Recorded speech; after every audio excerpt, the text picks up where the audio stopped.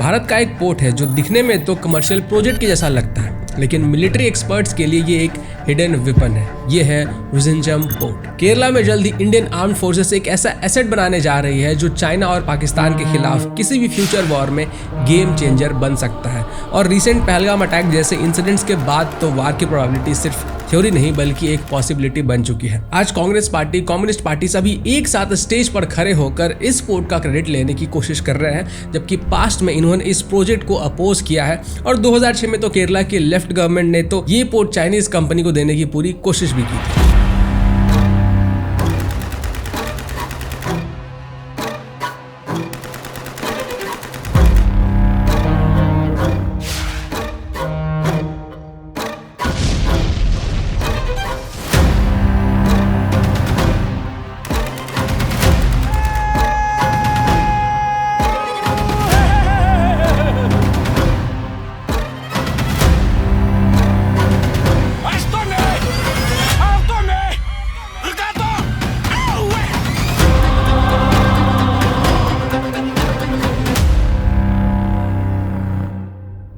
तो चलिए पहले समझते हैं कि ये जो पोर्ट है हमारे आर्म्ड फोर्सेस को किस तरीके से हेल्प प्रोवाइड करेगा और वॉर जैसे सिचुएशन में किस तरीके से चीज़ें कैरी आउट होंगी। और इसके बाद हम कुछ अपडेट्स के बारे में बात करेंगे जो अभी हमारे कंट्री के अंदर हो रही हैं, जैसे कि मॉक ड्रिल होने वाले हैं कल, जो कि कई दशकों के बाद होने वाला है। और हमारे देश में रह रहे पाकिस्तानियों को जो 48 घंटे का समय दिया गया था कि उससे पहले तुम यहाँ से निकल जाओ, उसने बहुत सारी चीज़ों को एक्सपोज किया है कि कितने सारे पाकिस्तानी हमारे देश में रह रहे थे और कितनी सारी तो पाकिस्तानी महिलाएं थी जिन्होंने हजारों बच्चों को पैदा भी कर दिया जो इंडिया में रह रहे हैं, इंडिया का राशन खाते हैं लेकिन है पाकिस्तानी। इसके साथ साथ हम लोग ये भी देखेंगे कि हमारे देश में कैसे 3.5 फ्रंट वॉर के सिचुएशंस बन रहे हैं, जिसमें 0.5 वाले ना लोग सक्रिय हो गए हैं और टिकैत जैसे लोगों को मोबिलाइज कर रहे हैं कि हमारे रेलवे को बंद कर दिया जाए ताकि हमारे जो आर्म्ड फोर्सेस है उनका मूवमेंट ना हो सके। तो सबसे पहले एक बेसिक चीज समझ लीजिए, अगर इंडिया को चाइना या फिर पाकिस्तान के साथ लड़ाई लड़नी पड़ती है तो नेवी का रोल बहुत इंपॉर्टेंट होता है। शिप्स को लगातार फ्यूल, फूड, वेपन और मेंटेनेंस चाहिए होती है और इसके लिए चाहिए एक रिलायबल बेस। और यहीं पे सामने आता है विजिंजम पोर्ट। ये विजिंजम पोर्ट इंडियन नेवी के लिए एक लॉजिस्टिक बेस बन सकता है जहां वारशिप्स आके फ्यूल और सप्लाईज ले सकती है। अगर वॉर के दौरान नेवी को गल्फ ऑफ एडन या मलक्का स्ट्रेट जाना हो तो विजिंजम से डायरेक्ट रूट और टाइम दोनों बचता है। अब हमारे देश के पास जितने भी ज्यादातर पोर्ट्स है ना वो शैलो है, मतलब कि जो वॉरशिप्स है वहां पे बिना ड्रेजिंग के डॉक नहीं किए जा सकते, मतलब कि वहां का जो पानी है वो ज्यादा गहरा नहीं है। लेकिन विजिंजम पोर्ट एक रेयर एक्सेप्शन है। इस पोर्ट की नेचुरल डेप्थ 20 मीटर से भी ज्यादा है जो इंडिया में सबसे ज्यादा है। बिना किसी एक्स्ट्रा ड्रेजिंग के यहाँ पे एयरक्राफ्ट कैरियर्स, डिस्ट्रॉयर्स और इवन सबमरीन्स तक को डॉक किया जा सकता है और यही चीज इंडिया के नेवल रेडीनेस को नेक्स्ट लेवल पर ले जाता है। अब विजिंजम पोर्ट सिर्फ डॉकिंग के लिए नहीं बल्कि मॉनिटरिंग के लिए भी एक आइडियल जगह बन जाता है। ये पोर्ट एकदम उस जगह पर है जहां से entire Indian Ocean region cover किया जा सकता है और यहाँ से इंडिया अपने रेडार्स और सेंसर्स लगा के चाइनीज वॉरशिप्स और सबमरीन्स की मूवमेंट को ट्रैक कर सकता है। देखिए, चाइना ने तो अपने स्ट्रेटेजिक पोर्ट्स बनाए हुए हैं, ग्वादर जो कि पाकिस्तान में है और हम्बनटोटा जो कि श्रीलंका में है,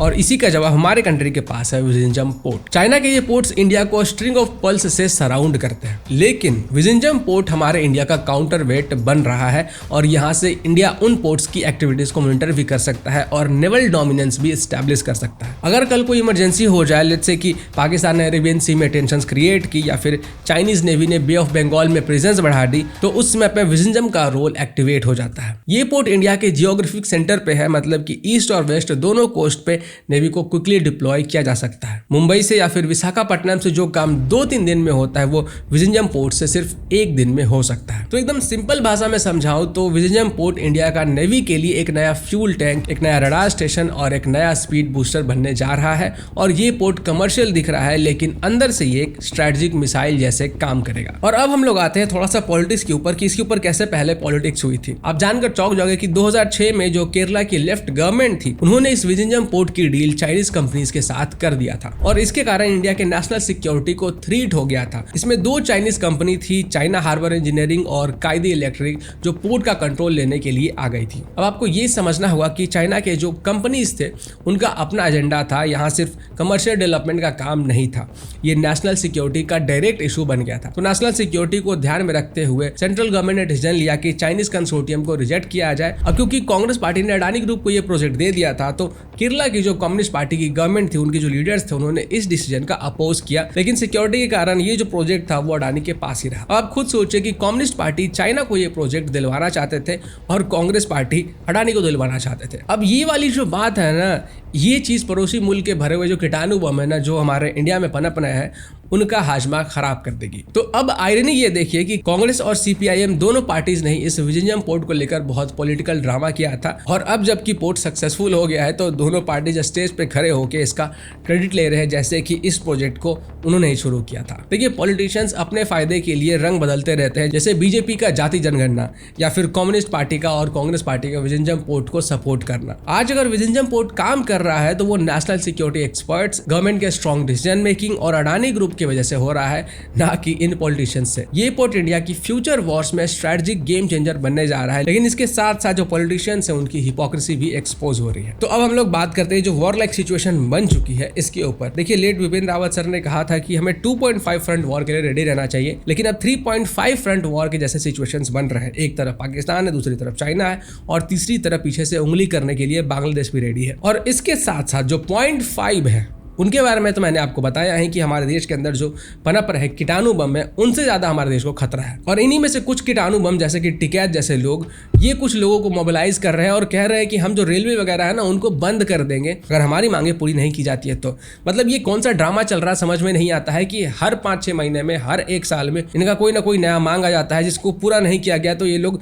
देश के चक्का जाम करने की कोशिश करते हैं और धमकी देते हैं। मतलब हमारा देश वॉर की सिचुएशन पे खड़ा है भाई, कभी भी वॉर हो सकता है, ट्रूप्स को मोबिलाइज करना है, उसके लिए रेलवे सबसे ज्यादा इंपॉर्टेंट है, और ये लोग कह रहे हैं कि रेलवे को ही हम लोग बंद कर देंगे। अब ऐसे लोगों को हम लोग 0.5 में नहीं गिने तो फिर कहां पे गिने? पाकिस्तान वालों की इतनी फटी पड़ी है कि उनके देश में हड़कंप मचा हुआ है कि कब इंडिया अटैक कर देगा। आपने सुना है ना, मौत से ज्यादा डर लगता है मौत के डर से, और पाकिस्तानियों का खून यही सोच सोच के सूखा जा रहा है कि भारत वाले कब अटैक करेंगे, कहां पे करेंगे, कैसे करेंगे। राजनाथ सिंह ने बहुत बड़ा बयान दिया है कि भाई आप लोग जो चाह रहे हो वही होगा, पाकिस्तान को वैसा ही जवाब मिलेगा। इसका मतलब आप समझ रहे हो? इसका मतलब है कि जो लोगों के अंदर सेंटिमेंट है, जो ये लोग गजवाए हिंद करना चाहते थे ना, भगवाए पाकिस्तान हो जाएगा रातों रात। जिस तरीके के सेंटिमेंट्स हमारे देश के अंदर बन रहे हैं, मुझे लगता है कि लाहौर या फिर कराची में मोदी जी चाय बनाने जा सकते हैं, क्योंकि सुनने में आया है कि पाकिस्तानी वाले ना चाय बहुत बढ़िया बनाते हैं, क्योंकि उनके अंदर दूध की सप्लाई बहुत बढ़िया क्वालिटी की है। पहले इंडियन गवर्नमेंट ने क्या किया कि पानी बंद कर दिया, तो पानी जा ही नहीं रहा था पाकिस्तान के पास। फिर ये लोग पानी पानी करने लगे, तो फिर पानी छोड़ दिया गया, तो ये लोग बाढ़ में रह गए। फिर उसके बाद इंडियन गवर्नमेंट ने क्या किया कि फिर से पानी बंद कर दिया, अब फिर से सुखाड़ा आ रहा है। अब फिर अगला हेडलाइन ये आएगा कि इंडिया ने पानी अचानक से छोड़ दिया और पाकिस्तान इस पानी को हैंडल नहीं कर पाया, पाकिस्तान दह गया। और अभी कल इंडियन गवर्नमेंट ने ये नोटिस जारी किया है कि हम लोग ड्रिल कंडक्ट करने वाले हैं। ड्रिल यानी कि हमारी जो जनता है उनको तैयार किया जाएगा वॉर लाइक सिचुएशन के लिए। इस तरीके का जो ड्रिल होता था वो 1971 के आसपास हुआ करता था, उसके बाद से शायद आज तक कभी भी नहीं हुआ। 1971 के बाद ही बहुत सारे वॉर हुए, लेकिन उन सब सिचुएशन में भी ऐसे ड्रिल कंडक्ट नहीं किए गए थे, तो इंटेंसिटी का अंदाजा आप लगा सकते हैं। Responding to air raid alarms, blackout action plan.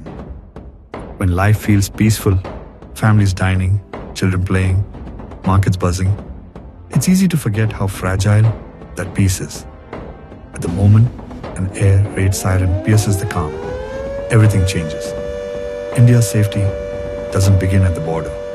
It begins with you. When you hear the siren, act fast. Turn off all lights, fans and appliances.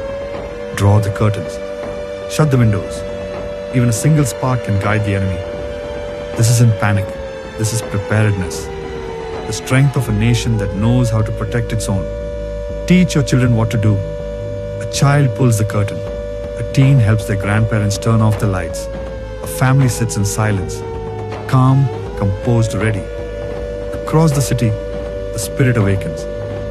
Volunteers check rooftops for light leaks. Women check on elderly neighbors. Soldiers at the border, calm, alert, unwavering. This is India. Every home, a fortress. Every citizen, a shield. In darkness we don't hide, we unite. From cities to villages, a quiet blackout spreads. Not out of fear, but love. Love for country, love for each other, and belief that in every test, India stands tall. Stay calm, stay strong. We belong to India. India belongs to us.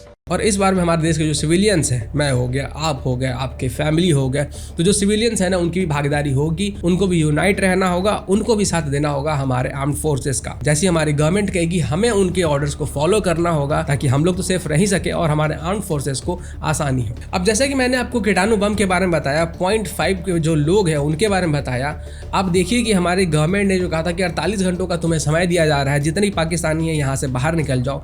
कितने सारे पाकिस्तानी बाहर निकल के आ रहे हैं, आप सोच नहीं सकते हो। मुझे तो पहले यही लगता था कि हमारे देश के अंदर सिर्फ रोहिंग्या वगैरह है, बांग्लादेश है जो इलीगल तरीके से आते हैं। भाई साहब, पाकिस्तानी तो और भी संख्या में मौजूद है। कितने सारे पाकिस्तानी तो दिल्ली में रह रहे थे, कितने सालों से वो लोग रह रहे थे, यहाँ का राशन खा रहे थे, सब कुछ यहाँ का खा रहे थे, गुनगान ये लोग पाकिस्तान का करते थे, लेकिन अभी तक किसी को पता नहीं चल रहा था। क्यों? क्योंकि ये भीड़ में रहते थे, ये अपने बाकी जो मौसेरे भाई है ना उनके साथ रहते थे। कई महिलाएं जो इंडिया की है, पाकिस्तान में उन्होंने शादी किया हुआ है और बच्चे पैदा इंडिया में किया हुआ है। यहाँ तक कि ऐसे भी न्यूज आए कि जो सीआरपीएफ के जवान है एक दो, उनकी बीवी अभी पाकिस्तान की है। अब इसमें कितना ज्यादा प्रोबेबिलिटी है कि भाई वो एक स्पाई हो सकती है। आपने गौर किया होगा कि जब भी लड़की की शादी होती है तो वो शादी के बाद कहाँ चली जाती है? वो अपने हस्बैंड के घर पे जाती है। लेकिन नहीं, यहाँ पे उल्टा हो रहा था। इंडिया की जो मुस्लिम महिलाएं थी उन्होंने शादी किया पाकिस्तान में, लेकिन उनका जो शौहर था ना वो इंडिया में आकर रहता था। जबकि होता यह है कि लड़की जाती है लड़के के घर।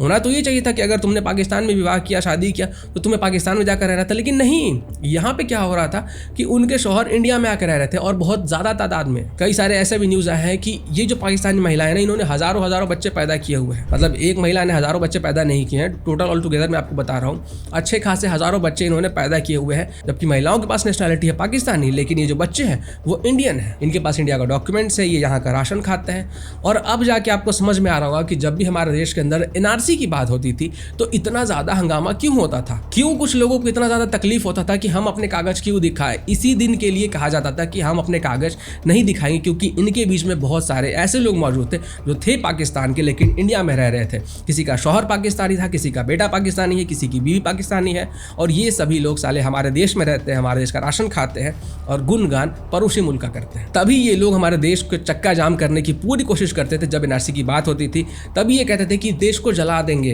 कागज नहीं दिखाएंगे, ये कर देंगे, वो कर देंगे। अब चीजें जाके क्लियर हो रही है कि इतना हंगामा क्यों हो रहा था और स्वरा भास्कर जैसे लोग इतना सपोर्टिव क्यों थे इन लोगों के। तो अब मैं आपसे पूछना चाहूंगा कि हमारे देश को ज्यादा खतरा किन से है?